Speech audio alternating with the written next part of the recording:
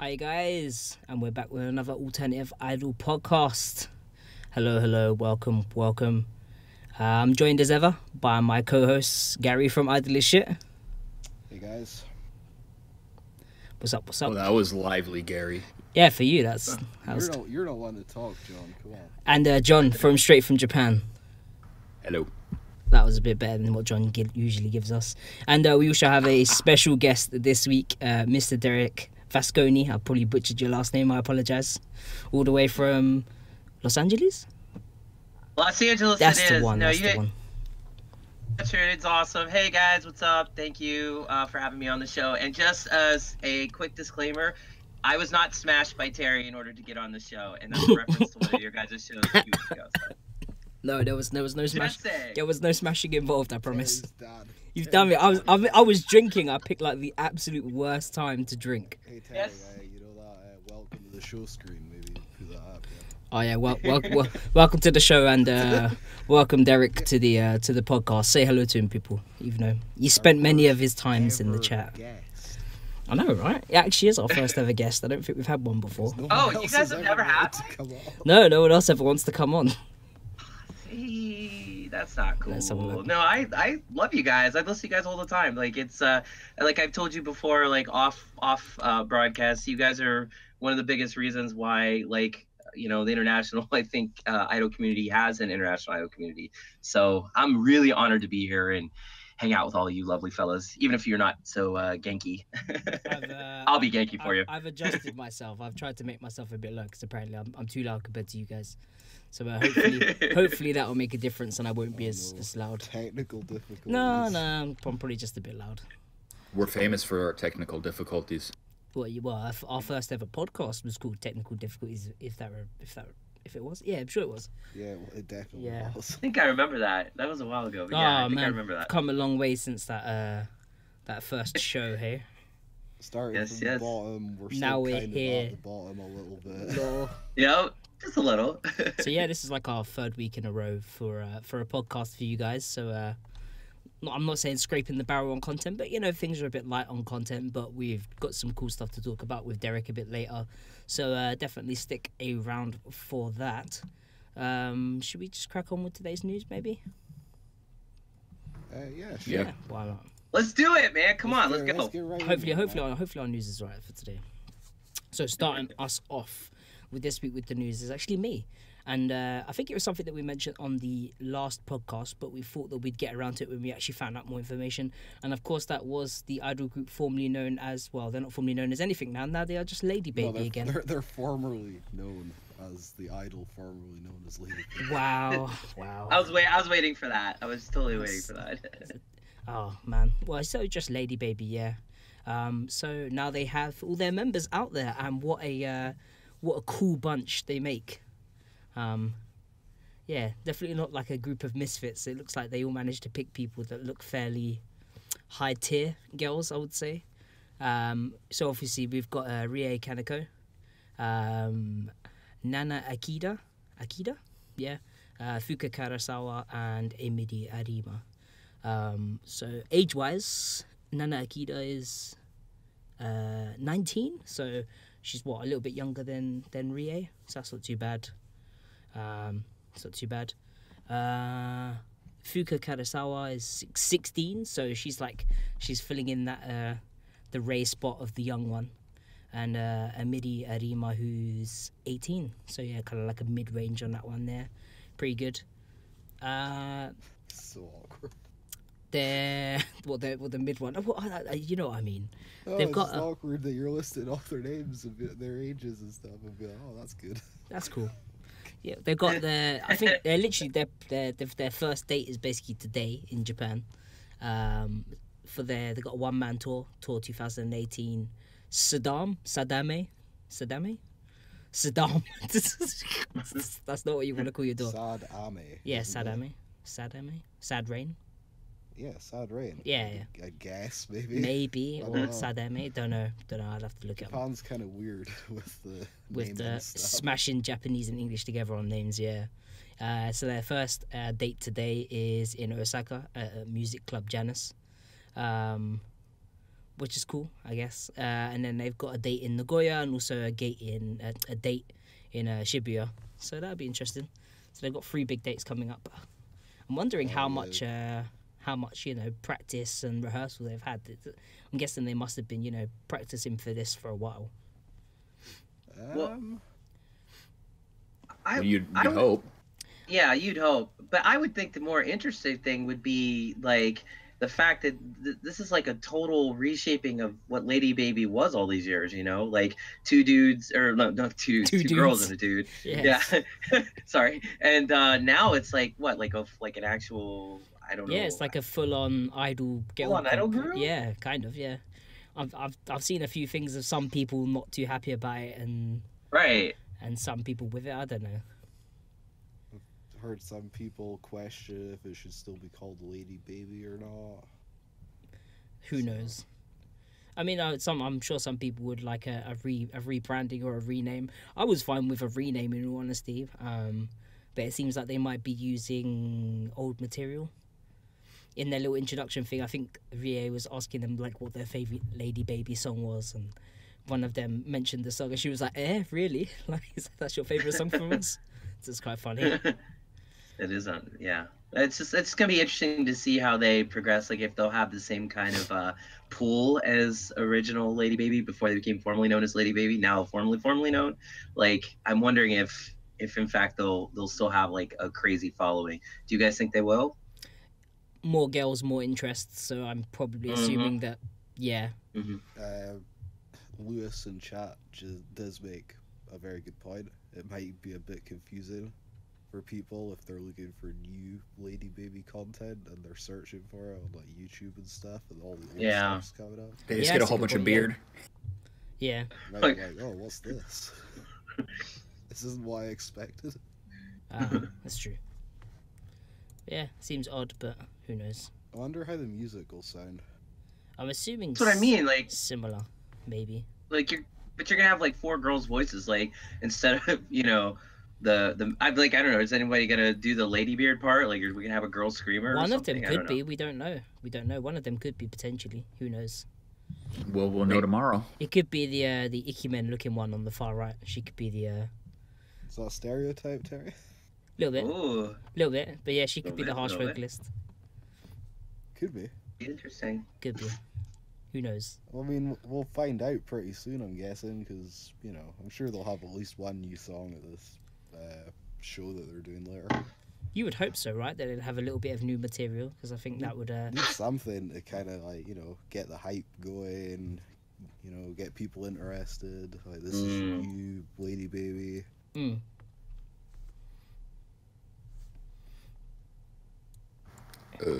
Yeah, I'm trying. People are saying my mic's low, apparently. Yeah, it sounds a bit low compared to the rest of the guys. I'm not gonna lie. All right, okay, I can change that real quick here. Everyone else, I've kind of adjusted and turned myself down a little bit. Yeah. Yeah, so I changed a couple of things. Hopefully, it sounds a bit better. Yeah, that's better. Asaka's having a good day today, man. That's for sure. Considering like Necroma's there too. So, there's a seg. Go ahead. Oh, is that my go time? It works out. Try to help you there. Yeah, we'll just. I guess we'll just go on to the next piece of news, which is the Necronominal Black wins over Albion UK tour. All the details are out there. They are indeed, and I'm sure many people have checked them out. No one has to keep it a secret anymore. Yeah. No more keeping of secrets. But it's all out there. We got June 4th in Manchester at the Night and Day Cafe. We got the 5th at Birmingham, presented by who's this? Kushikatsu Records is presenting this one at the Hare and Hounds. And on the 6th at the Underground in Camden. The Underworld. Man just got the name wrong. The Underworld. Oh, the Underworld. Sorry about that.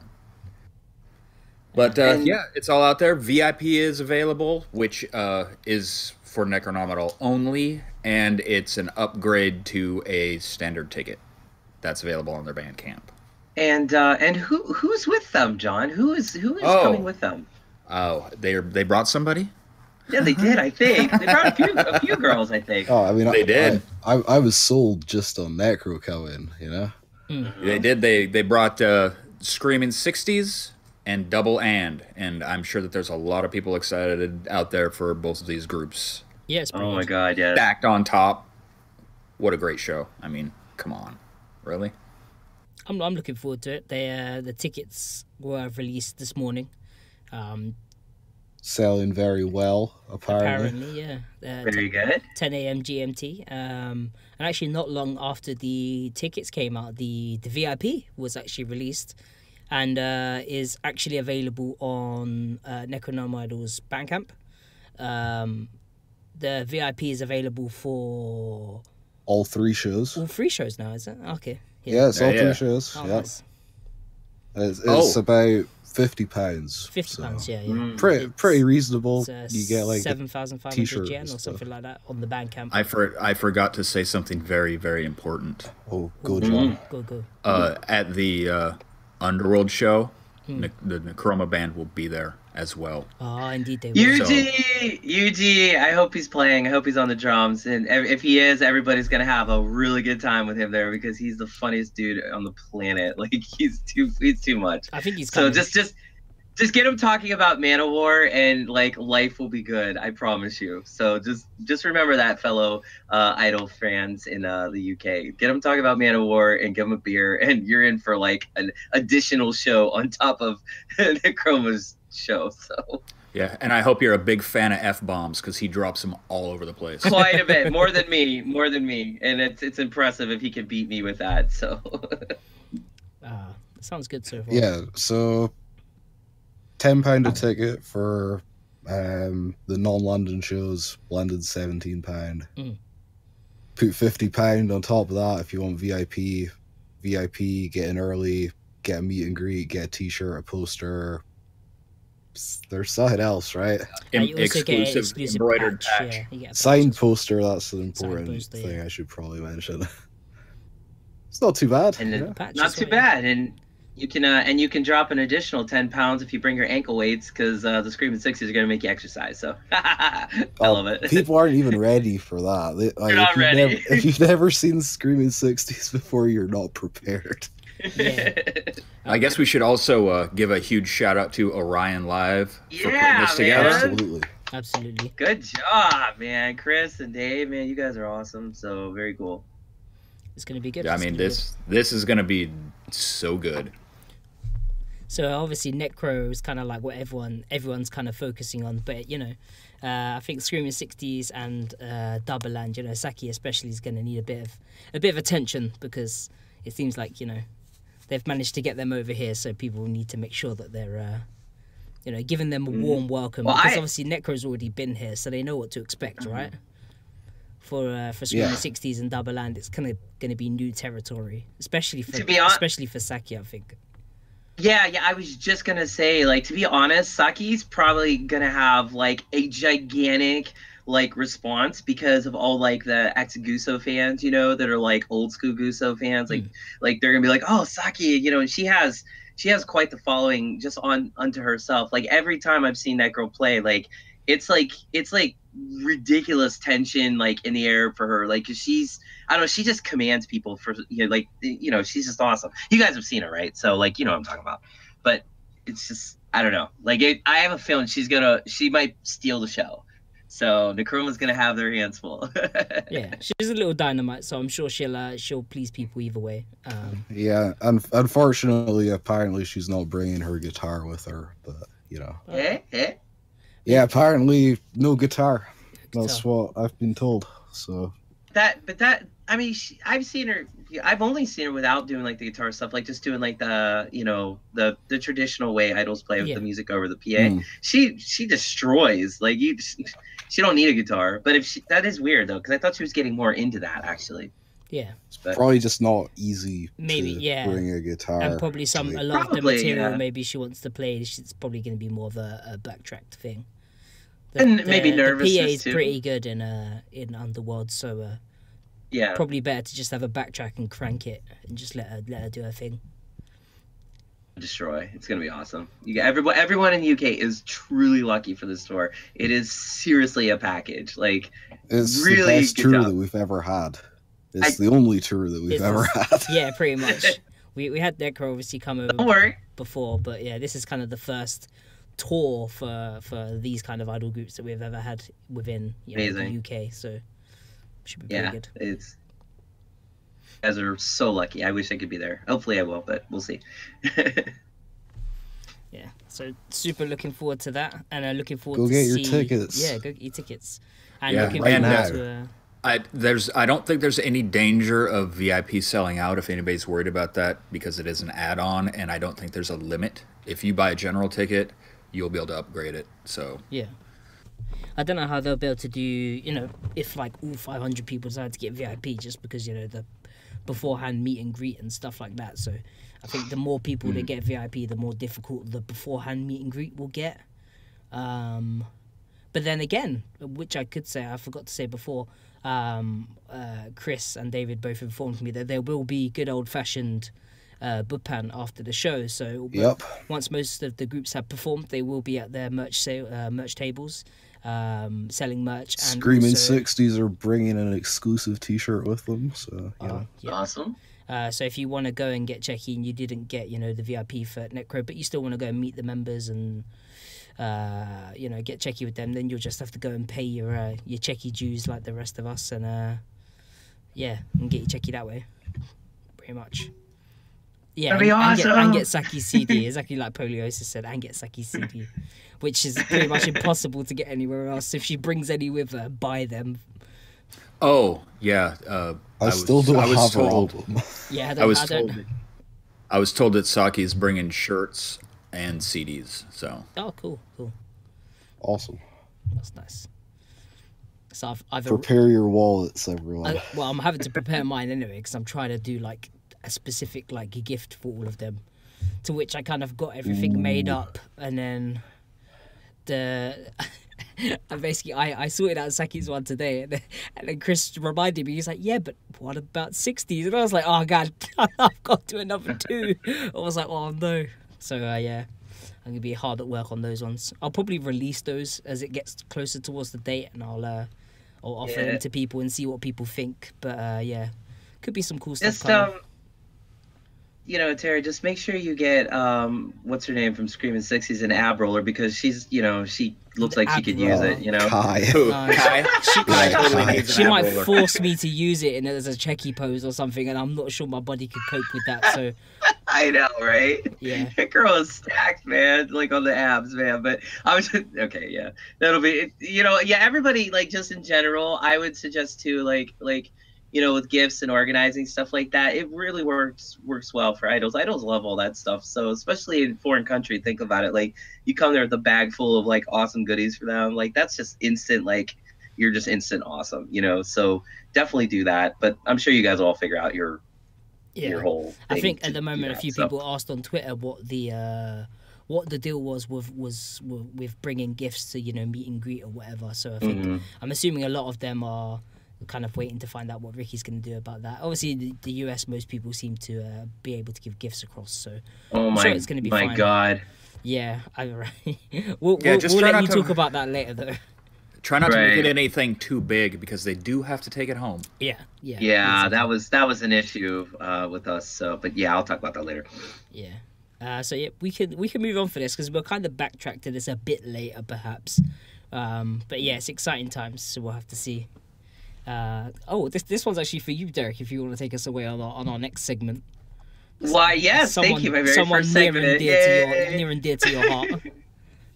Yeah, so Migma Shelter is like my second favorite like idol group these days, and love them so much. But recently they've had some serious blows with like Yoniko leaving, and now unfortunately Sei has graduated due to family issues, or I believe she will be graduating very soon, or maybe immediate. I can't remember exactly, but we don't know exactly what those family issues are. Don't want to know. That's personal. So I just wish her the best of love and luck, but darn it, she was like my second favorite girl in the group. Like, Amari is my Oshi, so it's just like, to see her leave is not cool. But seems like they are doing auditions to fill these gaps of these now two very huge members in in Migma. I know today, I believe somebody posted on Facebook recently something about like they were trying to do like quick auditions. They didn't have, I think, much of a reaction or a response. So now they're kind of continuing to look, but I'm sure they will find somebody. But here's the thing, like Migma's dances are not the easiest dances in the world. And you also have to have a heck of a voice. So, you know, good luck to those girls, because they're filling some 4 very, very large shoes for those tiny girls. Seriously. I'm sure, and then also, I'm sure Agby, who, you know, what if they're, you know, bringing people back from, you know, Bell Ring to now being like theirs again. I'm sure Agby has someone, you know, waiting in the wings eventually that they'll bring out. That they brought Anna back. That's right. Point, if they could bring Anna back from, you know, her whole, I'm going to school for the rest of my life and being a real like girl, then yeah, they can. I'm sure they could find somebody. But I'm just curious who they'll bring, you know, they'll pick, because I don't know, Migma has a certain style, feel, and flow to like all their girls, and it's just, I don't know, like for example, if we were to use Anna, like I don't like she wouldn't fit, you know what I mean? So I couldn't accept her in that role. So I'm very curious what'll happen. I wish them the best of luck. I wish Say the best of luck in her life too, whatever happens to her and whatever's going on with her family. You know, my heart goes out to you, whatever that is. So also one last thing, Miyu, she got the Yonako's red color. I don't know if that really matters to anybody, if like you're not really like into, you know, the whole like color thing. Well, you know, traditionally, and it seems strange, like red's normally always given to like, you know, the center or the leader. Right. And she did actually win leadership from Yoneko when Yoneko was previously supposed to leave, and then they had that whole trial to see who would be the leader. I believe she won, so I think she's been the leader for a while actually, but she just never had the color. Which really confuses me, because she's like the most leader type in the group. Like she's like the reserved, quiet one that, I mean, they do a lot of dances based around her, but like it's like when you think of like Compression Free, you know, she takes center spot for that. But it's like I just don't see her in that role. I still don't. And I remember like when I saw them at the Loft in January, and they had members out because everybody on that entire bill like had people out because everyone was sick. But like it was Amari, it was Mayoshi who like owned, and I mean when I say owned, she owned that freaking stage, man. And like she also has a lot of like the strong like vocal roles, and she's just overall like a dominating presence on the stage. So you would think it would have been her that would won, not the shy, timid like Hazakashi, like, you know, Mimiyu. So it's just I don't know. They had like a competition thing, didn't they, to like win? They did. So I suppose she won. Like she this is crazy, she played the game, and she came away a winner. So you gotta give her that one, I suppose. But that doesn't mean she can't rise to the occasion. I mean, doesn't mean that Migma won't change leaders again, because it could happen. That's true. That's true. They'd be like, well, you ain't working out. We'll just relegate you to the back. Let's throw Mari up front, because you know, we know she can do it. Or they might get some new girl who will make, you know, Yoneko and Say look tame compared to her. You never know. I mean, it's just there are plenty of girls out there. Let's be honest. Right. It just seems to be a case of whoever can find the wildest ones that would actually be idols, and, right, and get them involved. So yeah, that's the news. That's pretty much a wrap on the news, at least. It's been a pretty quiet week, but Indeed it has. The news that has broken has been, you know, pretty exciting for those of us living over here in Europe, anyway. Yeah, merry old England. No releases. Well, nothing concrete anyway. There's like a few ramblings of singles and stuff coming out, but no actual details, so there's not much for us to talk about there. Song previews, though, there's a couple, right? What's this one? What's this one from Cybermink? John, tell me all about Cybermink. What, you don't remember Cybermink? No, I do, but the people listening might not remember. John, come on. Okay. Cybermink is Satomi from... There's 2 girls here. Wasn't there one before? Would you just settle down? Yeah, well, John, take a drink of your barley soda. It's all good. Man, I did not even prepare for this one, and I got thrown under the bus. I'm just Right? It makes a change. It does. Tsutomi from previously from Living Dead Idols, she went solo. She released a video. She's like completely independent, self-produced, writes all her stuff, writes all the lyrics. Her friend did the video for her on iPhone. And so she put this second one out on YouTube. It's just it's not a video. It's just a song with a static photo, or not even photo. This actual illustration shown here. It has my mouse cursor actually on the picture because it's quite clear. It does. I like screenshotted it. Because we're all pro here. Standards, Yeah. Or And, those, they don't exist. Yeah, and she got I'm assuming a second member into the group. It seems so, yeah. I really don't have any information on this. Yeah. But Maybe it's like a weird split personality thing. no, because on the yep, here we go. Just a second. He's pulling up that Twitter. That's what he's doing right now. I am pulling up that Twitter.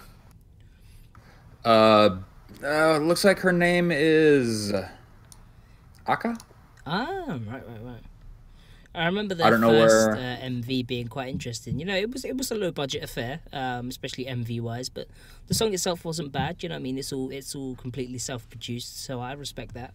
And yeah, now she's got someone else on board. Maybe it means they can have a bit more budget between the two of them. Bring in a little bit more income with the two of them doing it, and go from there, I suppose. So best of luck to Cybermink, I guess would be the words. Yeah. I mean, when I was listening to the song, I couldn't really discern between the two voices. But Why it's a split personality. yeah. But I assume that there's two girls there. They just sound similar. Guess. This song was I can't totally remember the first one, I'll be brutally honest. But this is a slightly different style, right? Slightly different, yeah. Yeah, slightly. I mean, this one's pretty slow, yeah. Would you classify it as a slow jam? I like some of the I like some of maybe. the like bass work in it. Though. It's quite nice. Yeah, I think that the other one was a little more electronic. I think, wasn't it? Yeah, this one seems more. Yeah, it more was. bandy. I felt like it was a lot more electronic. I think it was actually. But as you can all tell, we're big listeners of Cybermink here.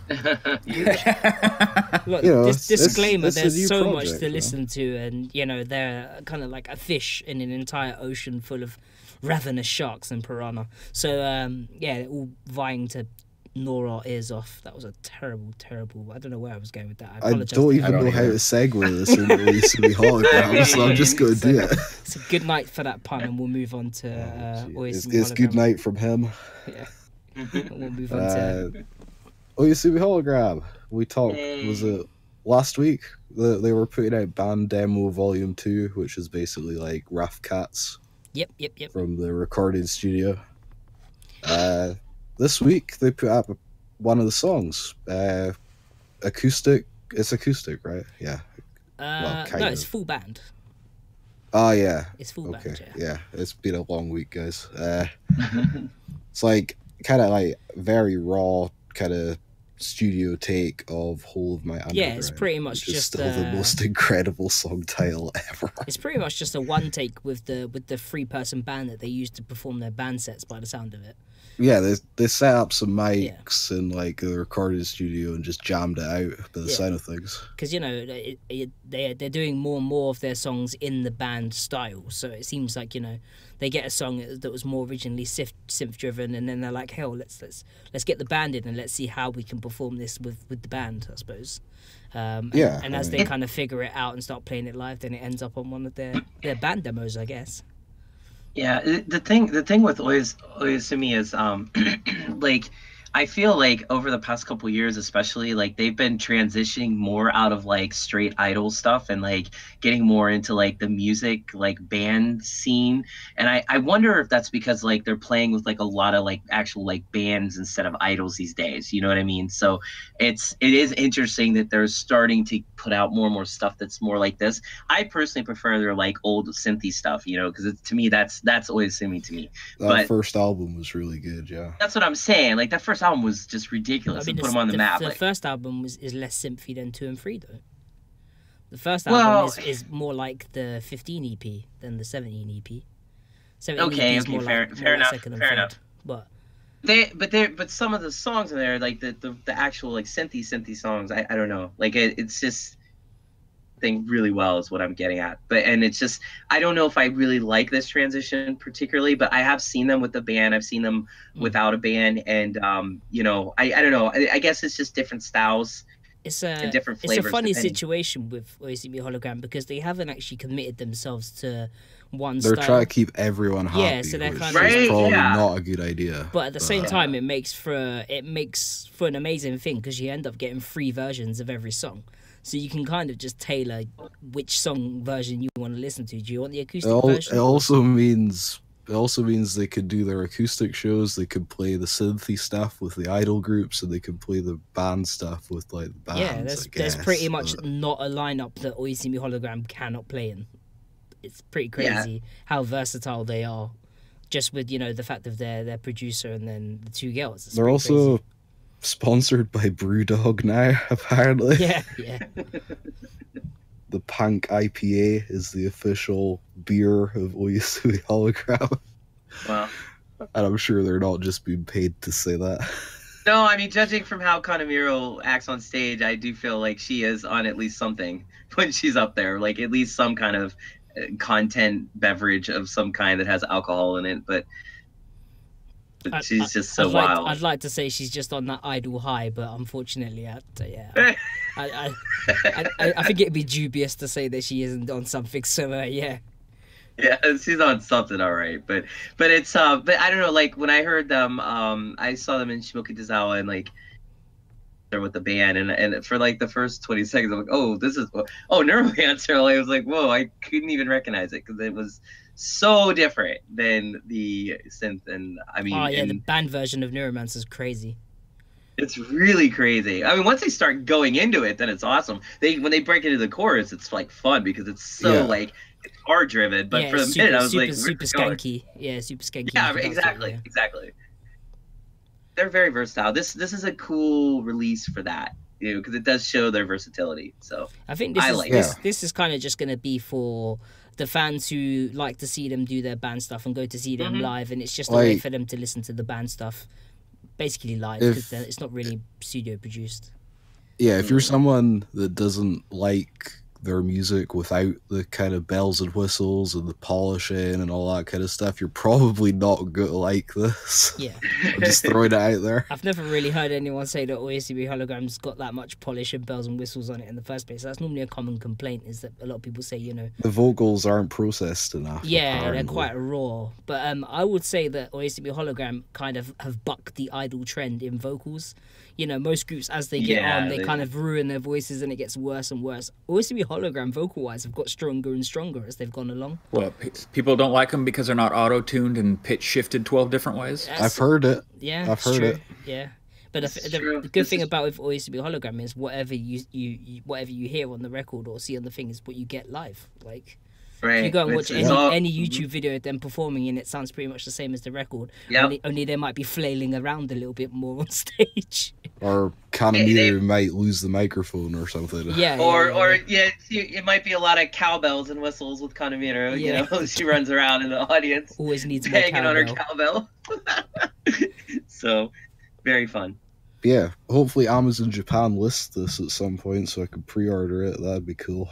I actually didn't pick up the first one. I remember they had it while we was over there, and I only picked up 15 and 17. And I was like, I didn't even pick up Band Demo 1. What an idiot. And it was like I got home and then I realised it was out on the iTunes, and I was like, wait, why didn't I pick that up? But that pretty much is it for song previews, I think.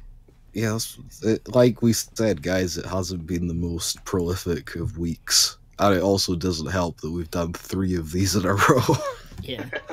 I need a vacation from the podcast. But that means music videos time, There's a few of those. There is actually a couple, yeah. What is it, 4? Yeah, that's Yeah, good. we can start us out with some Surizuri with their final, not final, Jeez, not exclusive. Final. No, no, I meant like, finally is what I meant to say. Finally back with a new MV for their new song Paradise Lost. Amazing. Which is now out on all streaming platforms, and CD Japan. Yeah, it's available pretty much everywhere. What's up with all the red? The red is amazing. Like they're the lady in red. Yeah, like it's such a contrast to seeing them in like dark black and blue that I was like, And can we point out Mei Yui Mei, their newest member? The little small one. I was gonna say the little small one like Shidari isn't as well, but yeah, even smaller than Shidari. Then we'll go for that one. I heard that she's got quite the hollering voice too. Apparently, but, I haven't heard any proof of that. I've just heard people say it. Maybe they'll put some footage up on the fan club. The fan club, yeah, that'd be great. I've heard performing, yeah. Oh, they have a fan club? Oh, that's right. I paid money for nothing. Subtle complaining. Kamachi's Himi mullet is out of control. It's like super long. Right. Dude, that thing is full power. It's running. She's gonna be able to braid that thing. So. Oh man, it's gonna look so cool. The braided Himi mullet, or she could do like little mini back twin tails. It's gonna look so weird, but it'd be cool. I mean, it can't look weirder than the people that go to the shows with the same haircut. Oh yeah, there's quite a few guys that have adopted the Himi mullet hairstyle. Which is you think that's a unique look until you see like half a dozen guys in the crowd also sporting it. You're like, oh. No, I could never do that. Yeah. Interesting enough, the songs Paper Maiden from Twitter actually got this translated by someone. So there is actually an English translation of the lyrics out there, which I think you should be able to find in the Alternative Idol group.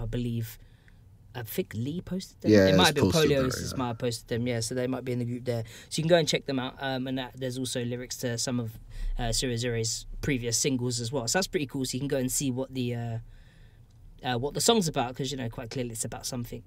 It's also interesting to see that Surizuri have someone starring in a video that's not from Kodomo Mental. She got a lot of screen time. She did, right? She did. I thought she was like a surprise new member by the end or something. I thought that too. I was like, they did at one point mention possibly getting a fifth, didn't they? Oh man, and later on we find out she's actually the new member for Zemkimi, and they were just like soft introducing her. That'd be crazy. That would be so meta, right? I'm pretty sure she's like an actress. Yeah, probably. Yeah. I'm sure she was. Yeah, but I've noticed that they've got the mirrors back from Loud Asymmetry. They're back, standing in front of mirrors again, viewing themselves. They're either very vain or very artistic. One of the two. We'll have to find out. Well, one of these days they're going to get that hourglass fixed and stick that back in there. Back in the day when I used to go through all their videos and they had the hourglass and the ninjas and nuns, and then there was such a good continuation to the original MVs where it all kind of linked together, and there was kind of the whole like YST like cult thing. With them having like powers, and their original videos had a lot that you could like read into. The new videos not so much, but maybe I just haven't read into it enough, which is pretty cool. The church setting was nice. So. Oh yeah, that's back, yeah, but they're not. Seems like they're trying to. Yeah, it seems like they're trying to tell a story though with this. So I'm just not sure what the story is exactly, but not yet. Very cool though nonetheless. I'm sure if I read over the lyrics a few more times, it might make a bit more sense, but who knows? Mm-hmm. Up next we have Alloy, which is this. So the Alloy with Pinball, right? And they've obviously posted it as a lyric video, but it is an actual video, right? Yeah, it just has the lyrics at the bottom. At the bottom, so it's a lyric video. Yeah. Which I thought they don't understand that on YouTube, if you put lyric video, no one watches it. Yeah, because everyone they probably want to change that. Yeah. Alloy, just say official video, or then put with lyrics or something like that. Well, I mean, what Japanese idol group doesn't put the lyrics on the video? I mean, it's almost a standard thing, isn't it? Yeah, that's. I mean, if they're running down the side or coming out in speech bubbles, they do all that stuff. Yeah, that is a very good point. Yeah, video wise, it's quite a plain performance shot. Yeah, you could just say it's a dance shot or Yeah, something yeah, instead of a lyric video. Yeah, exactly. Mm-hmm. I like the outfits. I've always liked Alloy's outfits, to be honest. They always look well designed. These ones aren't quite as regal as their last ones. These ones look a lot more kind of army marching band inspired almost. But it's a midriff, I suppose. But, yeah, other than that. I did like the red ones. Yeah, the original ones were like royal blue and red. They were really nice. But They move pretty. Yeah, they move pretty well in them in their other previous outfits, like when I've seen them on stage, you know. So like, I guess that's kind of the point, is like making sure you have like outfits that actually, you know, allow you to do your dances like well, and they're super dance intensive. So yeah. It's like how Sure had, was it the sheep outfits or something? Yeah, they were like, oh no, too hot, never again, never again. Not doing that again. Exactly my they point. did not last long, and they had them same outfits from Miss Sins for like how long? I don't even know now. To like right now, pretty much. Well, what they're gonna? We still haven't seen if they have new outfits. They're still wearing the Miss Sins outfits, I think. Yeah. So unless they're gonna be donning red dresses, I can't see it. So there's not a whole lot going on in this Alloy video, if we're being totally honest. Yeah. No, and it's not like it's a new song either. I mean, this single's been out for quite some time. Good song though, not bad. Good little example of idol rock. People haven't checked out Alloy, then Clean, inoffensive. Definitely do that. Definitely nice. So yeah, I mean, we could move on because we got a double dose of Alloy. Yeah, they popped out two. Two. Yeah. At the exact same. I think they came out at like a minute apart. Yeah, pretty much the same time. Yeah. And they were like, "Wait, quick! Which props do we have from other videos? Let's just stand them in front of them." Well, this one's a bit more interesting. Yeah, this one's a bit more interesting just because it has the offshot stuff, you know, with them. You're out and about and walking around and that sort of stuff as well. So this is pretty much is this the same as the original Propeller video, just with the lyrics, or no? This is like the offshots from the video that we talked about when it got released months ago. So, like John said, it's not new songs or whatever, but it's, I guess, new videos at least. Yeah. And another reason to to talk about Alloy and try and get people to check them out, really. So when I see them, I was quite impressed. I really enjoyed them live. I thought they were good. So much so that I was up by Barrier. I was like, yeah, this is good. A lot of energy with their fans. Their fans are really energetic. So they still haven't put out a song for me that like has like hooked me, but I do like them because they really bring it every show. Like they seem like they're having a great time. Vocal wise, they're all actually quite strong live. Oh, they were definitely putting out some good vocals, which I was quite surprised about. I was like, hey man, I don't think the songs on the record do you justice, really. Like, I was surprised how good they were live. Somebody in chat asked if these two singles came out at the same time. I think that Pinball came out earlier, and then Propeller and Astronaut came out at the same time, if I'm remembering correctly. It's one of the two, anyway. I know that much. Wasn't it? Propeller. Or was it Pinball? Propeller came out first. I'm sure Propeller. Was Propeller came out first, and then Pinball and Astronaut came out at the same time? Something like didn't they come out when I was in Japan last year? Yes, because we see them in Tower, I think. Yeah. And I was like, oh look, Alloy. Or is Propeller the B-side on Astronaut? No, Propeller was one of their first songs. Definitely one. I thought this was a John's Girls group. I guess not. This isn't a John's Girls group. So yeah, Astronaut, they're not gothic enough. So Roller Coaster and Propeller was the first kind of double A-side thing. Then they brought up. Then they had Pinball and Astronaut. Astronaut was the one with the weird infinity sign as the O's. I'm glad one of us can use Google. Well, I opened up iTunes. That was it. I was just like, oh yeah, iTunes, cool. I'll go check. It's not too bad. Shall we move on? Yeah, we can move on to our last video. with all the sad, the weepy time. Is it weepy time? Everyone's sad about this video. Time. Is it? I thought it was quite a happy, celebration, really. I really like the saying, "Don't cry because it's over, smile because it happened." Yeah. I'm glad. We're talking about Beast Die Promise. I'm glad that they made her. I'm glad that they made her something like this. It's nice. Because a lot of people were worried that she wasn't going to, go out with a bang, or she was just come on. What? That was never not going to happen. Yeah, I know, but I'm glad that they made something. What? Demonetized. I'm joking. You guys will see what I mean in a minute. No, I've seen it. Right. But yeah. The thing is, it's like that was uncensored in the original video. It's still out there on there. Yeah, the video's still there. Haven't they got the pasties on and that sort of stuff, so you can't see. Yeah. So they're all right. They faked running through the suicide forest naked. That was the whole thing. Even though it's fake, they still basically are. Like, let's be honest.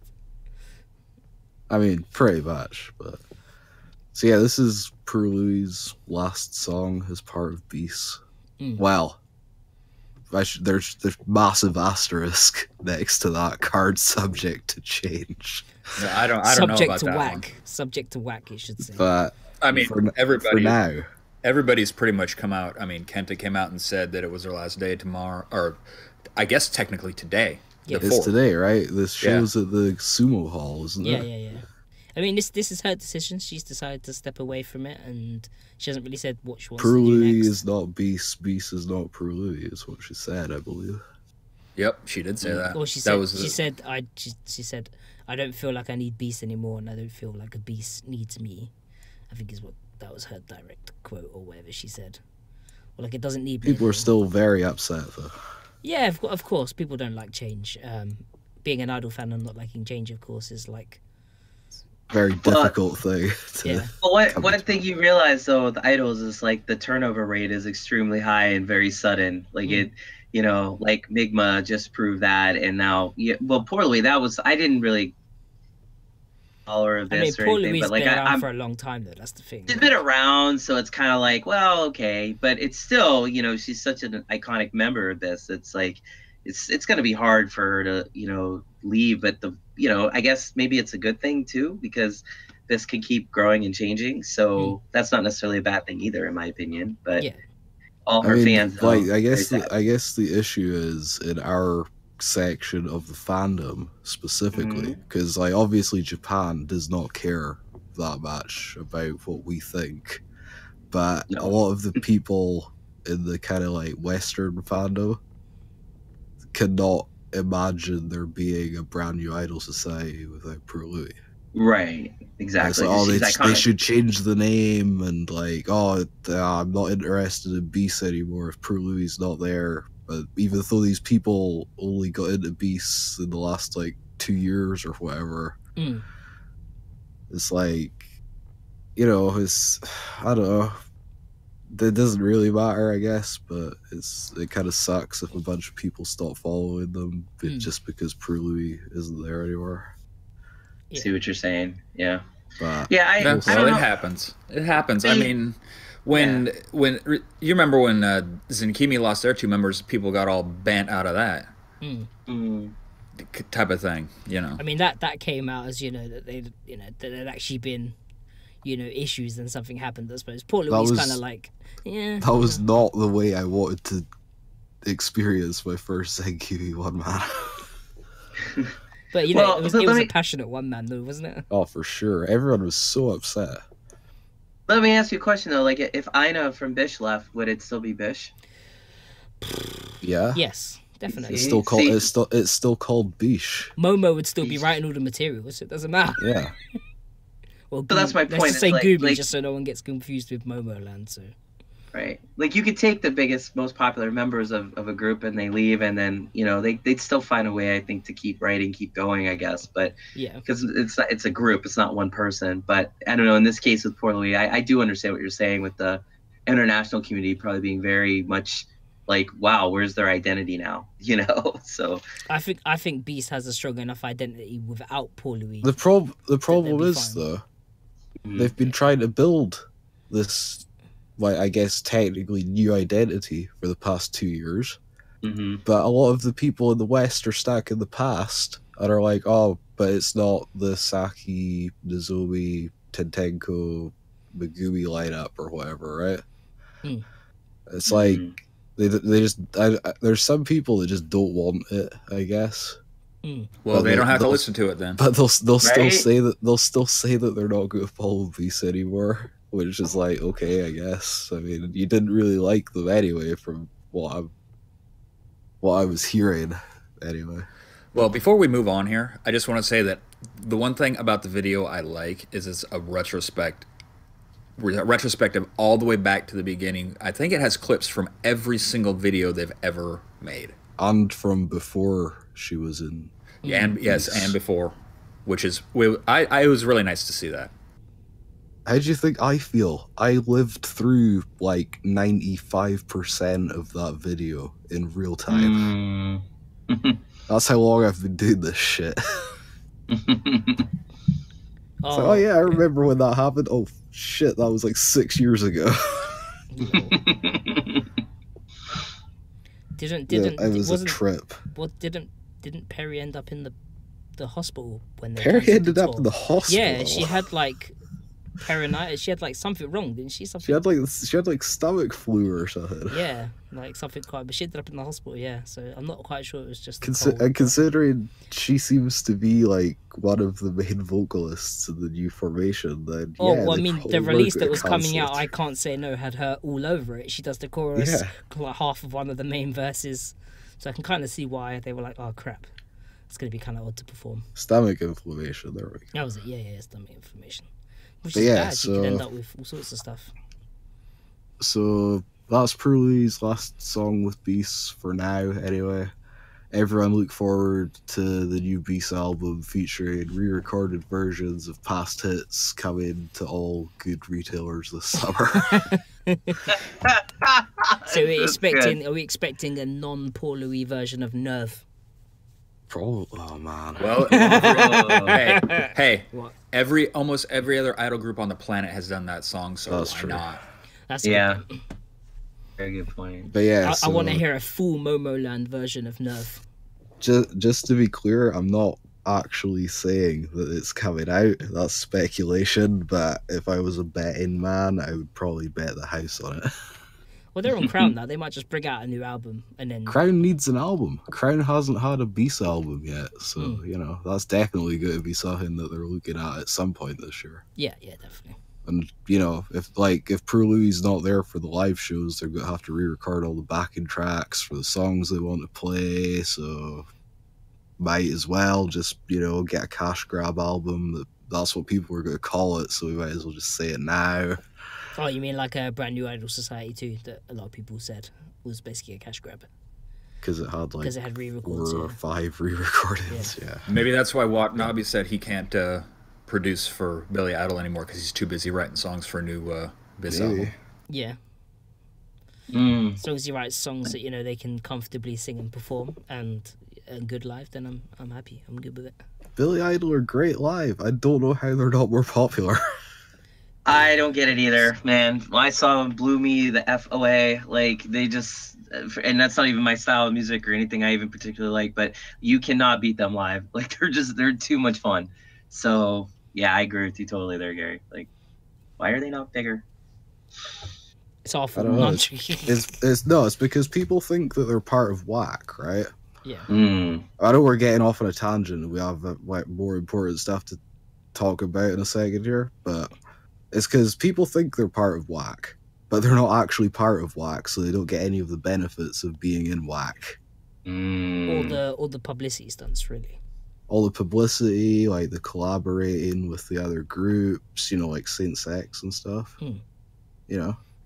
Eureka wasn't in that, right? No. Unless Nope, my they memory is were not. completely shot. No, they were not on that whole shuffle group That would release have that been they some did. nice promotion, But hey, what do I know? That's why I'm sitting here in my bedroom at like 11 o'clock on a Saturday night recording a podcast and not actually producing an idol group. Yep. Well put. But yeah, But yeah, that's it for music videos, guys. That's it for the show. No, I'm kidding. we can I'm not actually, gonna have Derek on here and not have him talk about a bunch of stuff. Come on. Come on. So, for anyone who is not familiar with you, Derek, do you want to just give yourself a quick introduction or something? Yeah, right. So, Basically, I am somebody who has. I'm actually a writer. I do like Japanese horror, and also I do movies and screenplays.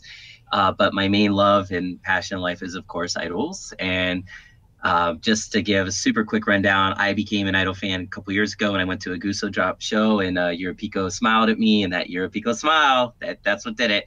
And just basically got sucked into like the whole Gushin. And once they kind of showed me what the Idol world was like, it kind of was really reminiscent of the hardcore metal world that I grew up in. I was in a band a long time ago called From a Second Story Window. And that whole underground metal scene was my life for many years. Got out of that, but then when I found the Idol world, I've never looked back. And so basically, I'm a huge Necronominal fan. I'm a huge Yanakoto fan, Enigma Shelter fan, Cyber, and Hanako. Those are like my groups. So in any of those groups, you can talk to me all day long. I'll talk to you even longer about them. And I did the Necronominal tour in December for the U.S. Necronominal's very first tour there. It included LA, Seattle, Oregon, and San Francisco. And I am currently working on some other stuff too, which we can talk about. You talk about the US tour. I'm sure a lot of people probably want to know a bit more. What you can tell us about the tour, from more of an insider perspective, I suppose, of the day-to-day of getting between shows and all that sort of stuff. Because obviously everyone who was at the shows had a brilliant time. But is there anything you can kind of tell us, outside of the shows?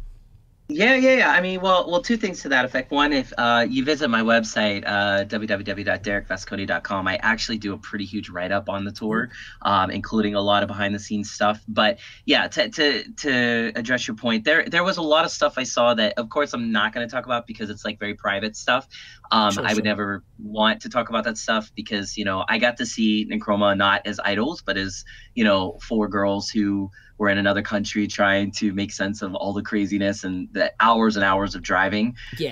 But they, to their credit and also to Ricky's credit, they're 5 of the best people I've ever met in my entire life. They are good people. The girls, for not, for doing the whole idol thing at shows when they were in real life, they were just as charming, just as adorable. They let their hair down, so to speak, around me eventually, and they were still amazing human beings. And to like give you just an example, I can just remember, being at dinner and Okaki is like trying to make sure I had like the right stuff to eat, or offering me things, or one night when I was at the Airbnb with them, and they're making sure I had towels to take a shower. I don't know if that's like a subtle hint saying I stunk and they just want me to take a shower because I smelled. But they were just amazing as far as like making sure I was taken care of, even though that was my job to take care of them. And then also conversation wise, they're always trying to ask me questions. Never, they were very curious about the world that they were in, like stuff that they saw in America. And we had some very fun things. I was trying to teach them swear words, and I think I did a good job with that because Okaki swore at me a few times. I think I could say that and it wouldn't be like betraying anything, but she did it in a way that was like kind of reminiscent of how I taught her how to do it. When I was teaching them how to play cards and stuff, particularly, and my Oshi, Himari, she won like the game, and Okaki was like, I can swear, right? Can I swear? Yeah. I mean, I'm pretty sure I have already. So like Okaki got mad. She's like, Hora! She's like, Hora, fuck this! And I was like, oh, that's so awesome! Like, and because she got like upset that like he won, and it's just little things like that. And then of course Ricky, like me and Ricky, just when you get him talking about like stuff, everybody that knows Ricky, and you'll appreciate this, he's all like, hey man, how you doing, man? Oh right, it's so cool, man. Like, oh, right on, man. But then just so you know, Ricky will be listening to this. No, I know, I don't care. Ricky knows we're bros, man. Like Ricky's got my back. We drank together, it's all good. But though like Ricky, but then Ricky can also like switch almost like an idol persona too. Like there's like the Ricky you see at shows and mostly in life, because he's super polite, he's super friendly, like that is real about him. But then sometimes he'll switch, and I love when he does, because then he starts going on these huge tangents about things he doesn't like, and I love it, because it's just like, get him in front of a PA speaker. Like, that's one of my fondest memories of him. When we went to San Francisco and we showed up, he was so happy because the monitor, the PA at Bottom of the Hill, where the venue we played at, the dude that was running it was like a total PA junkie, and so is Ricky. So those two were like two nerds for like an hour, just like blah, blah, blah, blah, talking about like PA stuff. He was so happy. Versus like we go to other places and Ricky's like rolling his eyes, like, oh my god, like I hate life. Like, why does it sound horrible? And it doesn't sound horrible at all, but to Ricky's ears it does. So he's pretty particular about the sound. Oh yeah, he's uber particular, because I remember like I did Japan in January, and I worked with Ricky at the Tower Records CD release show they did, I think, for Strange Eons in Shibuya, and Ricky's trying to set up everything for the stage, and Mike and I'm just talking about like, hey man, Ricky, so blah blah blah blah, I'm talking about tour, and he's like, could we talk later? And I'm like, oh crap, like, you're right. But of course Ricky doesn't. Like, he's like, hey man, do you mind if we talk later? And it's like his nice way of saying, shut the F up, dude. Like, you suck. No, but Ricky, the best. Yeah, like really Necro are pretty much the only group that I'm aware of that will play specific songs depending on how good the PA system is in a venue. Yeah. So true. Like I thought like on the US tour, like the set was pretty much gonna be the same every night, and for the most part it was. But then like he would bust out all these other songs, and I'm pretty sure it's because of what you just said. Because he's like, PA's good. I know the tonal quality in this is gonna be great. And I mean, just so... that's not me speaking out of turn or anything. He actually said it in an AMA on the Patreon. Yeah. There you go. Then yeah, I think it was me that actually asked the question. I was like, do you tailor it to who you're playing to, or is it more to do with like the blah blah blah? And he was like, oh, it's actually more to do with the PA system. If the PA is crap, then we don't play songs that need bass and all that sort of stuff. So I was like, oh, that makes sense. Yeah, well, I remember when I think it was in Seattle. Mm-hmm. Well, I know he got all cranky at in LA or whatever, but sure in Seattle, I think he was slightly miffed at their sound guy too, because I think he pretty much kicked him out of the booth. And I remember watching. I was watching the live stream when the girls were like sorting their mics out, and I could hear someone in the background sorting sound out, and all I hear is, "You fucking idiot!" That was something. I was like, "Whoa!" Whoa. I don't think it was Ricky, but someone was kicking off at someone. So I was like, "Oh no!" I was like, "The sound." Yeah, the sound stuff was a bit of an issue, only because again, it's run so differently. They were playing with Zorowski, my friend's band, and they were trying to work out the kinks with that, because Zorowski'd only practiced a few times with the Chroma, and then they had that live at Meguro at Rokumekon, and so they were actually trying to work out everything. But by the Seattle show, I thought they had it fairly well, and it was good. And Yuji's such a powerful drummer. He drummed with Zorowski instead of the normal drummer Zorowski kind of uses, and so there was that too. They had to Zorowski had to vibe with Yuji as well, because they'd never played with him. So it was kind of a thing that if we had 10 more dates on the tour, it would have been they would have worked it all out perfectly. Yeah. But the best thing I saw was the bonding. Everybody got to know each other. I mean, there's 10 of us in a van with the front row being all of our suitcases stacked to the ceiling, and then it's 9-hour trips, 10-hour trips. It's it was rough, it was a little brutal. Some of the girls didn't take too well to that. And then, but in fairness, it was really a lot of driving, but we all tried to keep our spirits up. We all had a good time. And I don't know, the girls, again, there's best people in the world. That's why I'm doing other shows for them. That's why I've set up a few more things for them too. Now, I was just gonna ask. Oh, never mind. Go, John. No, go. No, I was just wondering if you could kind of shed some light on what it's like trying to organize something like this. Because a lot of people, it's just oh, cool, Necro are playing in LA or whatever. But they don't really maybe think about it any more than that, because obviously there's quite a lot of stuff that goes into putting shows like this on, It's, oh my god, it was the fucking worst thing ever as far as like getting everything done, because here's the thing, like, no, there's two things you need to do if you want to do what I'm doing, because I'm really nobody special, honestly. Like I've had a lot of compliments for doing this, and thank you to all that have been so supportive of all this, because I can't do this without people supporting it, obviously. So everybody's been awesome, and I have a few shout outs later to give in that regard, but it comes down to this. Basically, they have to know you. The idols have to know you and trust you. I've been going to idol shows forever.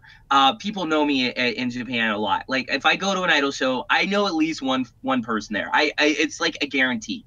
And so, like, I think what I tried to do was I just tried to get really close to the groups themselves, not just do the checkies or anything, but like actually talk to their managers, get to know them. I don't know a lot of Japanese, but I know some that I actually was able to try to pull out stuff. And when I didn't, I would bring a translator with me, because that's how much I wanted to do stuff with these groups. Because when I was in my old band, I was the one that booked all the shows, I managed the tours. So it's kind of like second nature for me to just want to do these things. But also, like, because I had that trust factor, Necroma, like when I met Ricky for the first time and I brought him up, he was like, yeah, sure, dude. Because he like, I think he knew me. He knew who I was, where I was coming from, you know. So that's the same thing with a couple other groups, like the other groups that are going to be coming up on future things I'm doing. It was because they knew who I was, they said yes.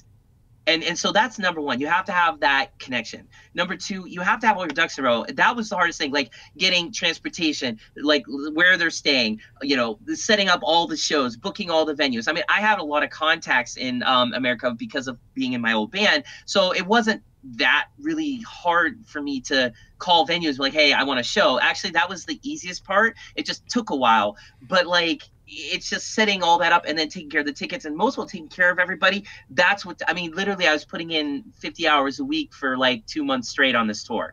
I'm not even getting into the visa process, how crazy that was. So it's like, it just took forever, and it does take a lot of preparation, but then look what happened. I put on a really great tour, and Necroma had a great time, and I think everybody had a good time. I think I'm sure everyone had a brilliant time. I had a good time at every single show. I mean, I try to make sure, like, you know, people like John especially were like taken care of, because I also did this tour. This is going to sound elitist. I'm not elitist, but I just think about why I did this. I catered this tour for the real idol fans of Necroma. Like, this wasn't like, hey, we're Necroma, we're going to come to America, try to get new fans. It's like, hey, this is our thank you to our international fans for like supporting us. So I really try to make it for them, because I knew they're the ones who are going to be buying the tickets and bringing like 2 wallets full of money to buy every bit of merch, which everyone did. I mean, Necroma made out like bandits on this tour, you know, and it was awesome because that's exactly what I asked for. I had people organizing like the gifts. I had people doing that. So that's the way I approach shows. It's like, I try to make sure every single person's taken care of, because then I know you'll come back. And you know, that's an enormous amount of work, emails and making sure everyone's happy. But I thought it went off pretty well. You know, of course there are hiccups, but I mean, it wasn't anything we couldn't get over. And I had a blast. Knowing the girls was great. Also, I did this because I want to do this for a living in my life. Like, that's one of the things, like, maybe if you guys don't know, but I'm moving to Japan in a couple weeks, and it's a permanent move. And, you know, one of the big things I want to do over there is do more shows, bring more idols overseas, but also I want to do like a DIY idol space in Japan, where, you know, me and Chochi, the guitar player for Zarowski, we're trying to set up like a little like dance studio that we're gonna double as like a little mini club. And the owner of the dance studio is like really down with that idea, loves it. Zarowski did like a test run with that with their own band last month. They pulled like $350 worth of like event after everything was paid. Like, that's what they got. So I see, you know, having like a 50 capacity show could be really awesome. I don't know. Do you guys like that idea? Do you think it could work? Yeah, definitely, man, definitely. I think if there was ever a place in the world where, you know, DIY and indie sort of stuff can flourish, I would say Japan, really. You know, word of mouth, things travel, and friends will bring friends, especially in the, you know, the idol community. I think right. So I've met, I think, around 25 or 26 groups now that know me personally, that like I could talk to their managers and I could probably say, hey, I'm doing this show here, why don't you come? I actually feel like I have that kind of clout and pool. I don't know, we'll see, maybe not. Maybe I'll get there and be like, no, dude, like we don't know you, whatever. But I mean, that's entirely possible. But I'm saying, like, my goal, my vision is to do something like that. And also too, I'm doing this because I just don't want to be spending like 40 or $50 a show. I'd rather the idols come to me and play. Because in this way, like, I can that's show without them... proxy buying if you're overseas and trying to arrange a trip and stuff. I try and arrange that, and then let's not count the drink ticket, or as we talked about before, you have to buy sometimes 2 drink tickets. I don't buy it all that. I want it basic. You come there, no food, no drinks. You come, you watch the show, you can bring your stuff. I don't care. But like, it's basic. And the reason why I want to do this too, me and Chochi, we have this big thing against like Japan's like pay for play, because it's, and I know that sounds bad, but you know what I'm talking about. Like, it's like when you rent out... he's talking about paying to rent a space to play in, not the other kind of pay to play. Thank you. Not that pay for play. You're a foreigner, you can't do that anyway, so that's just a whole other story. But I would say, like, in Japan, you know, you rent out a club, like, you know, in Shinjuku or Shibuya, you have to pay a ton of money for that. So it's like, the idols, I don't think they're making a lot of money on ticket sales versus like they make their money on merch and checkies, things like that. That's pretty historical, I think, in the idol community in Japan. I don't think I'm wrong in saying that, but I want to change the game. I think it should go to American style system where, like, you know, American shows, you know, you may rent out a club, but it's a door deal usually. It's like you get 80% of the door or something, and then like 20% of the back line and things like that. Now, in a small club or a small space where it's like 50 tickets, you know, it's going to be still a slightly narrow margin. But the thing is, I think everybody can make out, because the key is I'm not trying to make a lot of money off it. I don't need a lot. Like, I'm doing this more as a labor of love than it is like to make a living off it. If I can make a living off it, great, because then I could just focus on idols. But I'm doing this more to give like fans a chance to, you know, see a group in an intimate setting and help the idols make a lot more money. Because if they make money with me, then of course they're going to come to me and say, hey, we'd rather play your venue because we're going to make 30 times more money versus this other venue. That's my thinking. So yeah, you could probably just start off, you know, with some smaller groups, make that successful. And you know, it's like, once in Japan, all they care about is, you know, being successful. If it's successful, you're bringing in people, you're bringing in numbers, more people will come. That's all they care about. And they're not going to care if you're foreign or whatever, as long as you're... Someone definitely watched that interview with Ricky. Yeah, definitely. Right. And that's the thing, like for me, that's one of the big reasons I also did the Necroma tour, not just because I absolutely adore Necroma and you know, just their music is, they've really grown on me, despite me not being a big fan of them a couple years ago. Now I am. Like, I did this because I wanted an introduction to the idol world, to say, hey, like, I'm in this weird middle space between being a fan of idols and somebody who works with idols. And it's a weird middle space, to be sure, but it's like, I'm occupying that space because it's where I feel the most comfortable, if that makes sense. Like, being in idol like shows, it's like being at home. Like, you guys know, you've been to shows. We can kind of relate to the weird middle space in some ways. Tell me then. Tell me how. Like, a few of the people, like, it's like when I'm at Broken by the Scream and stuff like that, and a few others, like, they kind of look at you and they're kind of like, well, we already know that you're from this thing or that thing, and we know that you're a fan, but you're also in some capacity, you know, either press or well, press in brackets, you know, or you're doing some sort of promotion or you know, advertising for and trying to organize that sort of stuff. So even though you're a fan, you're not quite just someone who's consuming the content. You're also someone who's helping to push that content and promote it. Yeah, and also give back. Like, I'm trying to give back because I remember feeling like in my personal life, you know, when I saw Guso those couple years ago, I was kind of in a lot, like I was very lost at that time, and seeing somebody like Yura just pay attention to me was amazing. But it was the fans, it was the Guso fans. Like, you know, a fan bought me that, I remember that show, a fan bought me a Guso drop belt, bought me all the CDs, bought me beer.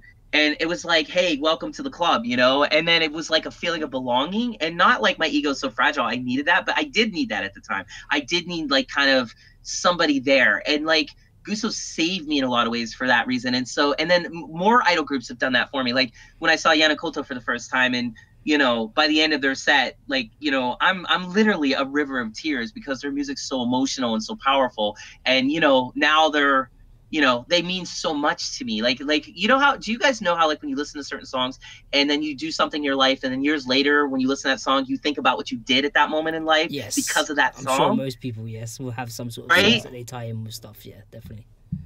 Years of my life is one big Idol playlist. It really is. So it's just like, that's how much they mean to me. So the Necroma tour was very important for that, and then also the European tour they're doing. You know, Chris and Dave did a great job. I've gotten to know Chris through this, actually. Like, we've been talking a lot. Yeah. Chris is phenomenal. He's one of the best dudes, and I've only talked to him a few times, but he already seems like one of these dudes like I could hang out with like all day long and get along with. So Chris and me, we've been like trying to think, like, you know, we're really trying hard to like bring idols to the rest of the world, because like you said, it is not easy. Like, this has been the most work I've ever done for anything in my life, just about. But it's very reminiscent of my old band, what I did for From Six Story Window. But, you know, in this particular case, because of the language barrier, the you know, the continent barrier, it's much more difficult, but it's so rewarding. Because like the European tour, for example, like I appended onto that tour through my own means. Like, I was able to get Necroma like a show at the anime convention in the Netherlands. I know a lot of people were excited for that. So. Oh, it's amazing, because like I was a guest speaker last year for them. I did a segment on Japanese horror, rightfully so, because, you know, that's what I do. I write about that stuff all day long, and they were like, you know, they wanted me to come back, and I'm like, sure, I'll be happy to come back, but can I bring a friend? And they're like, who? And I'm like, this group called Necronomidol. Are you guys cool? And it's cool because like the people in the Netherlands are generally, they seem to have permanent smiles on their faces. They're all super happy, love to drink. I've never seen a group of people that drink like the people in the Netherlands do, and that's a compliment. Like, seriously, they have crates of beer they sell at their stores. Crates of beer. Just let that sink in for a moment. In America, we don't have crates of beer.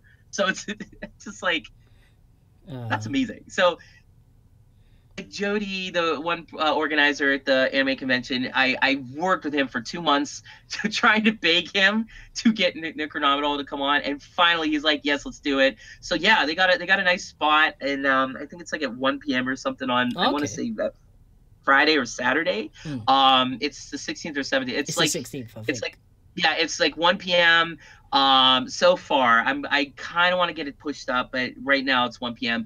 There's going to be, you know, checkies, meet and greets, all that. There's not going to be like any VIP thing or anything. You're going to buy your ticket to the anime convention. You get to see Necroma, and we will be doing Bupan. I'll probably be the one running it. I'm me and Ricky, of course, but I'll probably be doing like the merch table for them, and you know, basically, so come say hi, you know, if you do come.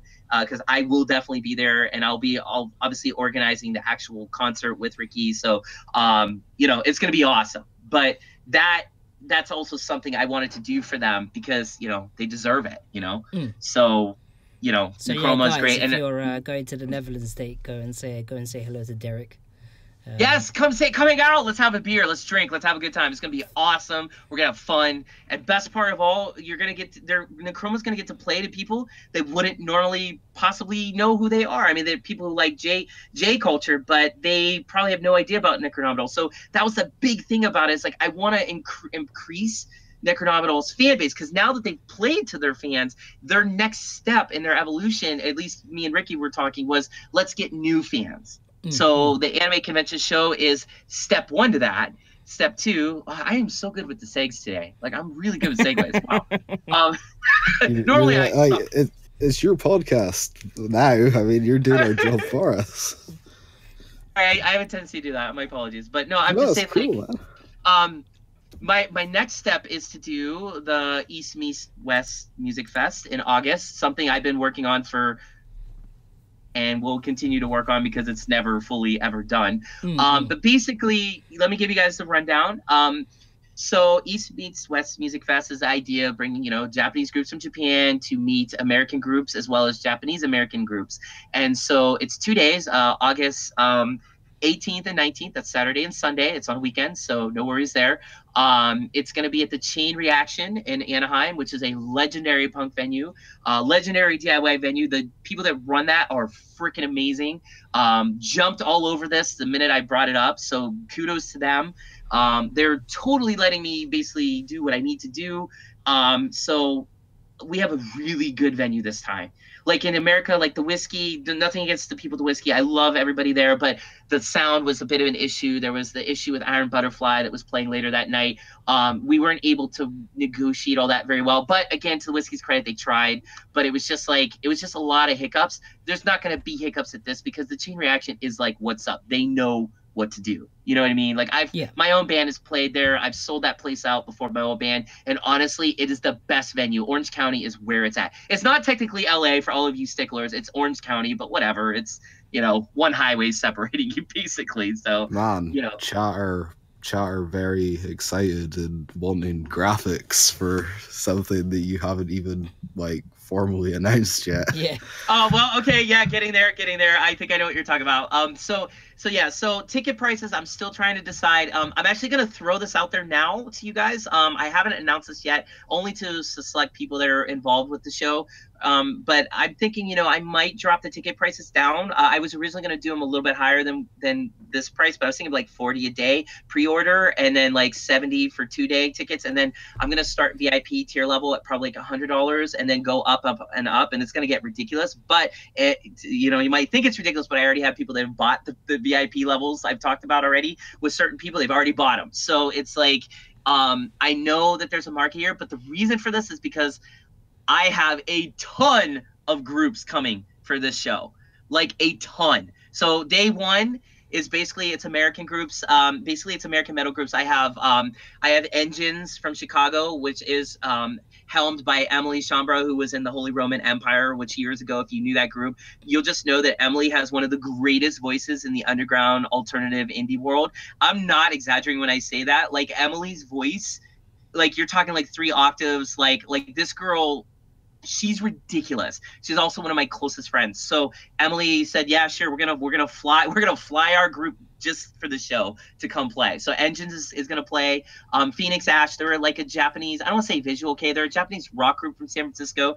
They're gonna play. And then I have the Wolf King from San Francisco. I have Name, which are my old friends.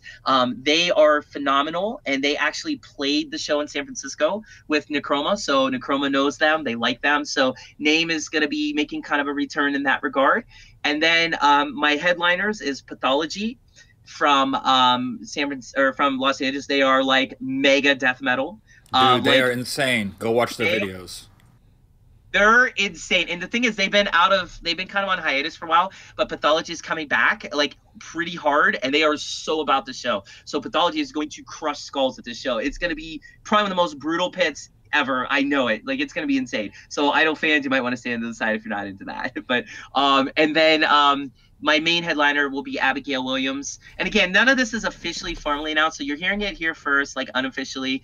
This will all be announced officially at the end of March. And the reason why end is because I have to go to Japan and finalize my Japanese groups.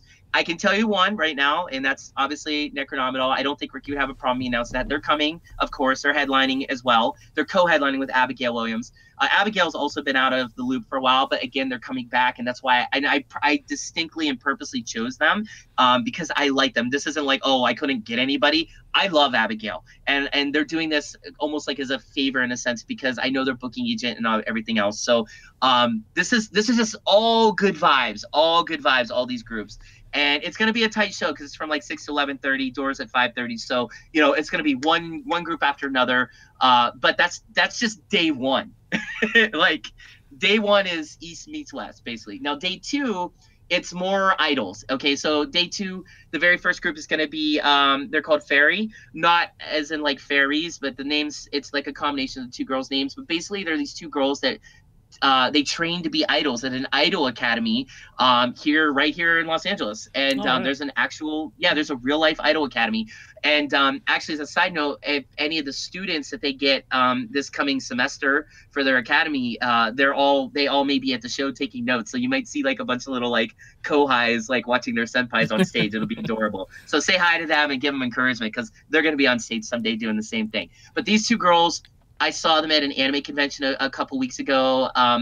They did their debut. That was their debut show, and they were bosses on stage. That's why I offered them the show because I actually went to see if they were okay to be on a stage. They were like veterans, and the reason why is because their dance instructor and their singing instructor are really incredible, and their singing instructor is actually another person that's going to be on the show. Her name's Paprika Marie. Okay. Marie is this Japanese American girl, fluent Japanese, gorgeous, like tiny Japanese girl who has the biggest personality in the world. And she's actually my MC for both days because she's hysterical. Oh, when she starts drinking, it's over. Like, this girl, the mouth on this girl is hysterical. Like, she's fun. She's a good person. She loves idols. I mean, her whole life, 24/7, is being an idol. So she's my MC, but she's also performing. And then I have the legendary Chi Sakurabi. Chi's been doing idol shows for years. She does mostly anime conventions, but she goes to Japan regularly. Chi's also an old friend, and she offered to bring her talents to the show. And she's like real traditional idol, like, bring out the glow sticks, and you better know your mixes because you will mix and glow stick for this girl the entire time. Like, she's too much fun. So she's there, and then the remaining 3 will be the 3 groups I'm bringing. So that's day 2. As far as VIP, I'm thinking about doing, and again, this is where I can use feedback. So please, everybody listening, give me feedback because I do listen to what people tell me. The tour in December was shaped. 90% of it was shaped because of my feedback, and it's all from people listening to your guys' show or on your website. I really base my show around what people said, but in this case, the feedback I need to know. I was thinking about doing like a VIP the second day before the show, so we're not dealing with gifts or after the show because again, we're on a tight schedule. Yeah. So I'm thinking like the chain reaction. I'm going to ask them if I could have the venue before for like a couple hours to do checkies, meet and greets. You can give gifts, all that. We're going to do all the VIP stuff before, or I may. Yeah, because this way we're not rushing. You can give everything, and then you can just go to the show and have a good time. Also, like some of the VIP packages, like for example, I want to maybe give like glow sticks as part of the package, like maybe custom glow sticks, so you can have them at the show instead of after the show. I'm giving to you when you're not going to need them. You know what I mean? So little things like that. There's a lot of people, or a few people anyway, I noticed with regards to the European tour that's happening. A lot of people were worried about, will there be enough time after the show for everyone to do Checky and like Bupan and stuff like that. So I think doing it before the show is not the worst idea in the world. No, definitely. Well, the thing is, there's 2 benefits. That number 1, I learned from the whiskey show and from doing Bupan after the shows in the American tour, there was not enough time. Like, we were rushing. I don't want to rush. Never enough time. Never enough time. Especially if you want to loop, like I had some people wanting to like loop lines. You couldn't even do it because we were so pressed for time. So that's not going to happen this time. Like, I want everybody to have a chance to meet everybody, including the Japanese American idols, by the way. They're going to be doing Bupan as well. So, it's not just the groups from Japan. You're going to be meeting a ton of idols on this show. Like, it's going to be ridiculous. Like, an amazing amount. And that actually, the second thing, like, one of the things I was thinking about doing with this is, I was thinking about creating like a folder with all the idols, like each individual member, and they have like a place on their page in the folder or brochure or whatever, and you can put your checkies there. So you can have like a commemorative like idol thing there. And like if you, let's say at the $100 level, that gets you into the meet and greet, the VIP. But like at the $250 level, you get like so many checkies for free instead of paying for them. At the 500, you'll get all the checkies. You just go right down the line and you'll get first access. So like if you're a $500 VIP tier member, you get first access to all the girls. You get to talk to them. All the $100 people will wait, things like that. So I'm mulling this around, and yes, before you roll your eyes and you go, oh my god, $500, I actually have people who've already bought it. So I know it's already a done deal. So I'm looking more for people to buy the 100. That's actually what I need, because here's the thing.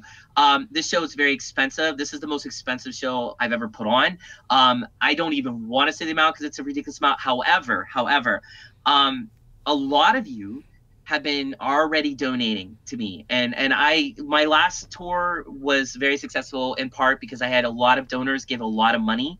I'm good with money. I know how to put that money where it needs to go, and this tour already, I have people donating ridiculous amounts of money to make the show happen. Like, that's why I can charge less now. No, one person in particular, his name's Paul. He's from Sweden. He actually donated a ton of money to the American tour. He is putting up an ungodly amount of money for this show. He's actually in chat. He's in chat on YouTube. Oh, hi, Paul. What's up, Paul? Yeah, no, Paul. I don't know if Paul wants me to say exactly what he's done, but let's just put it this way. This show is totally happening because of him, mostly because he has put up a ridiculous amount. But I've also have several other people, mostly from people that like watch me on 48 Talk, because I'm on another podcast that does like stuff about AKB.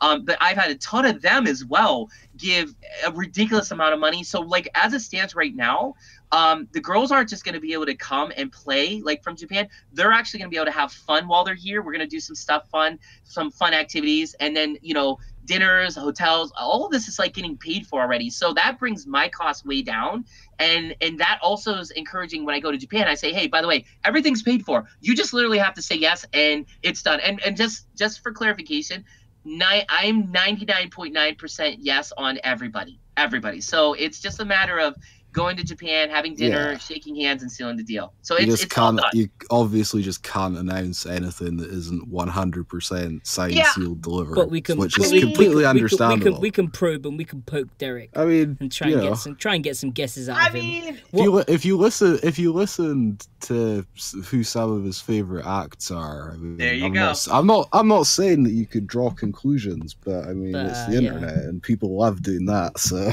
well, okay, let's put it this way. Like there are a handful of groups that I really love, but I also did a kind of poll a couple months ago at the Alternative Idol. Indeed you did. And there were some people on there that actually did very well on the poll, and then there were some that didn't. But out of those groups, I'm going to tell you, I'll list some groups, and I'll tell you 2 out of these groups are coming.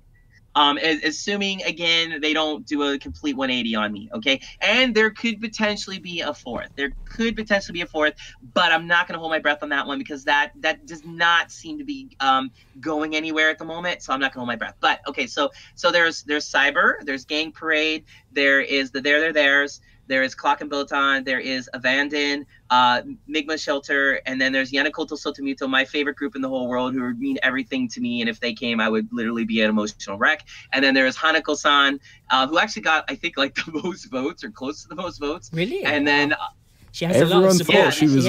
Everyone thought she was on the European tour, which was hilarious. Yeah, because I'm sure a few people had been kind of sucked because, like, we obviously kind of knew who was on the tour. Right. And we're like, oh yeah, it might be Hanako. Yeah. And then I also said Sheena Pikure might come. So there two out of all those groups I mentioned are coming.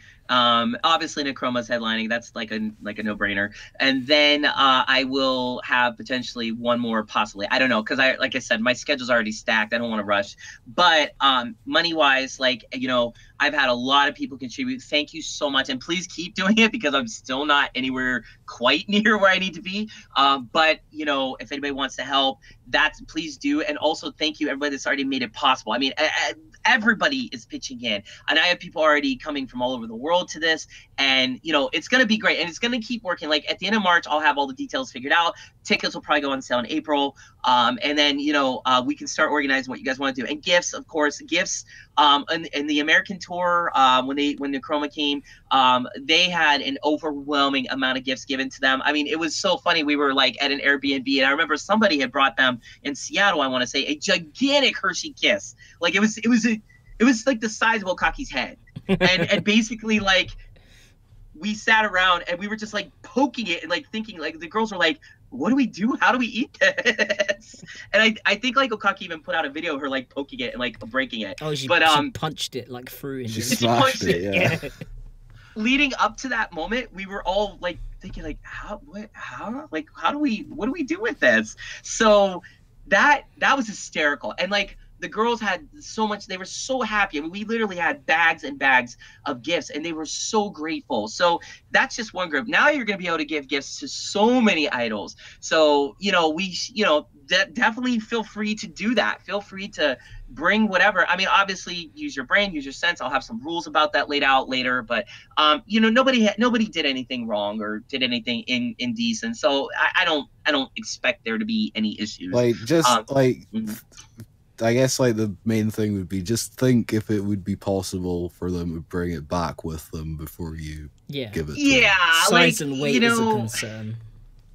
Right. That was a concern for them because they had so much stuff that it was a bit of an issue towards the end there, just because like everybody, like for example, like bouquets of flowers are great, but I mean just understand they can't take that on the plane with them. Yeah, You know, of like course. they'll take some of it with them. Like I believe like Hema took some flower petals from the bouquet of flowers one of the gentlemen at the San Francisco show gave her. She was really happy with those flower petals. I think she's even posted about that when she got back to Japan. But you know, for the most part, like you know, they're not going to go on the plane with a big gigantic bouquet of flowers. So as long as you understand that, you know, but please give them, because I mean, you know, what idol doesn't like that? And the Yeah. girls love their flowers. I mean, you know, just they were super happy when they got them. So it's like, you know, use your brain, but start thinking about this stuff now, and please run it by me. And that's another thing.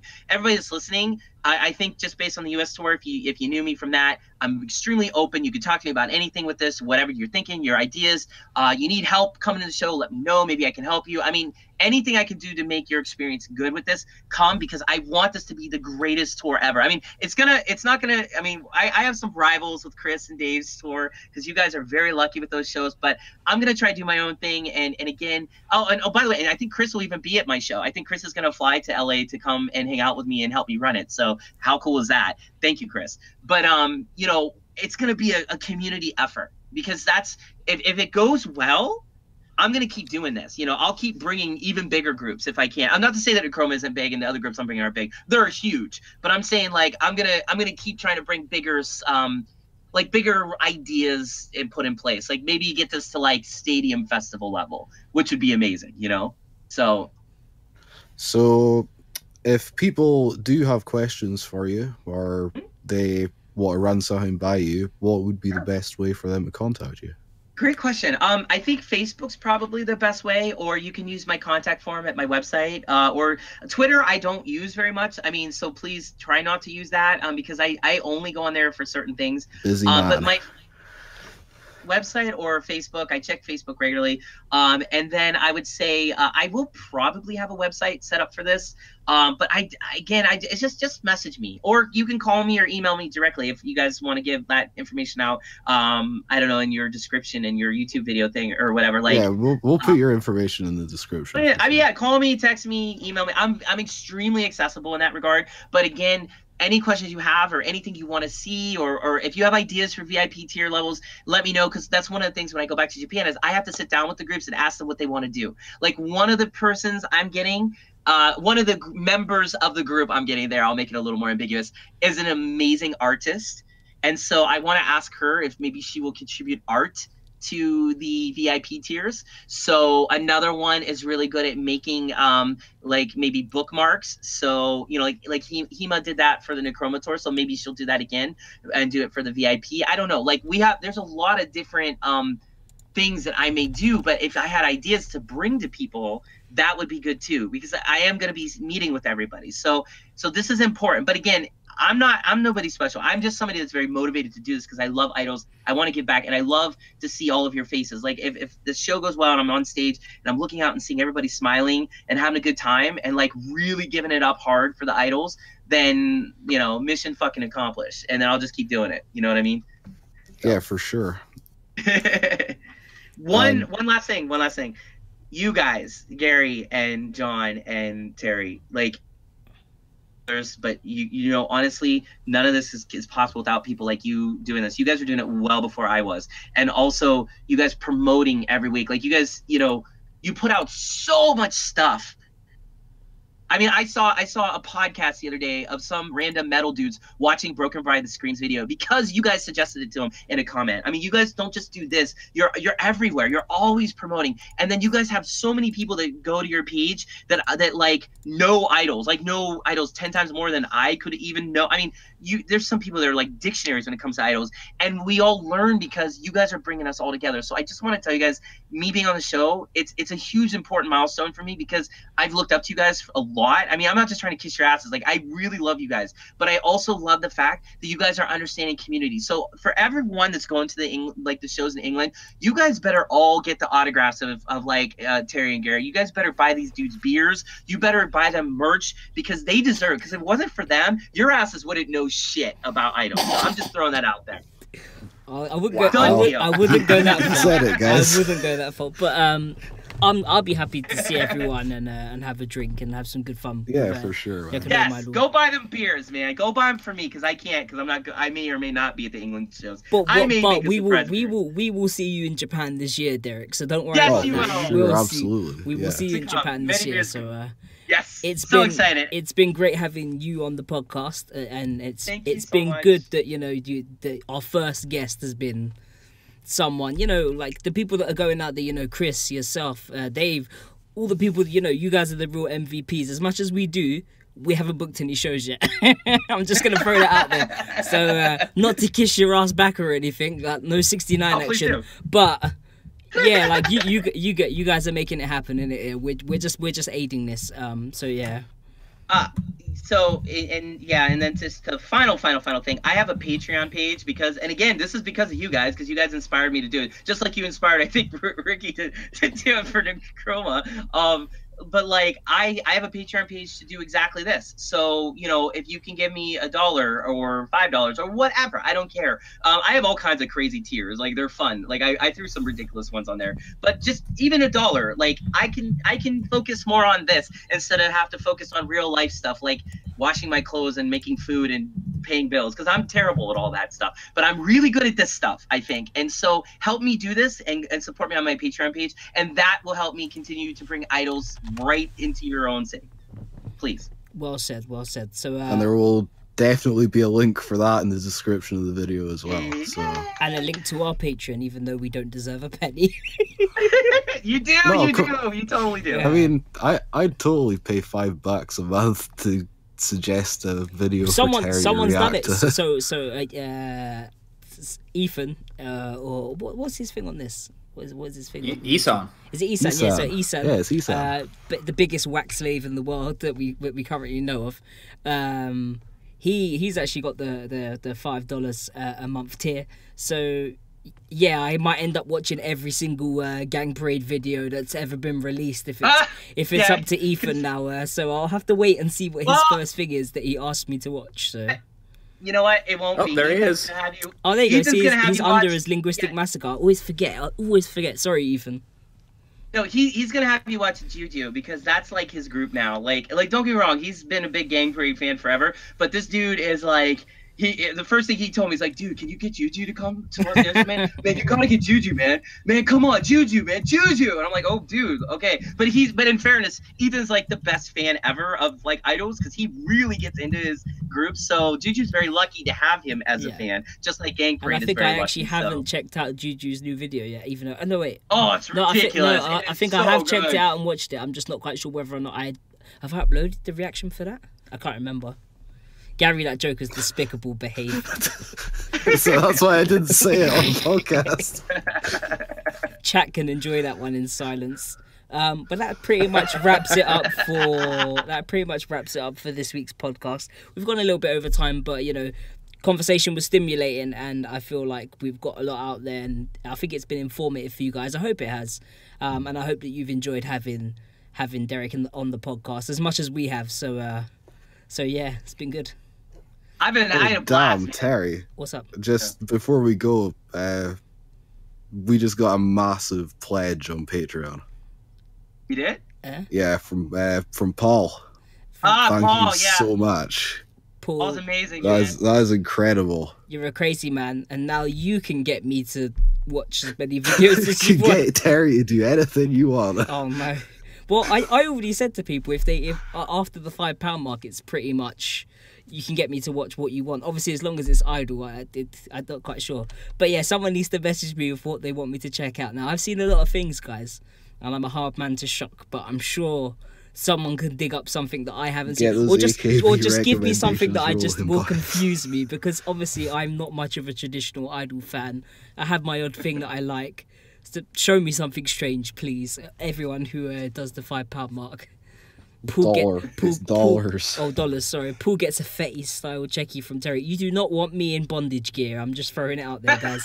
There's gonna be no bondage checkies, right? Not yet. Well, it's gonna take a bit more Patreon money before I can buy that gimp mask to complete my suit anyway. So we'll have to see what happens with that.